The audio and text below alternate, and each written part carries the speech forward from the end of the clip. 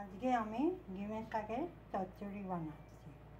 তাতে লাগবে অল্প একটু গুড়, মসুর ডালের বড়ি, কালো জিরে, আলু, বেগুন, সজনে ডাঁটা, দুটো লঙ্কা।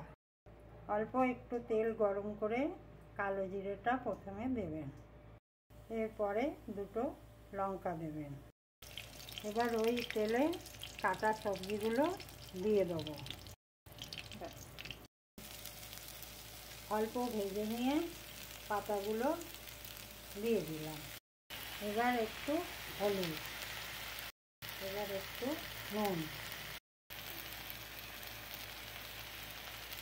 গুঁড়ো দিয়ে দিলাম।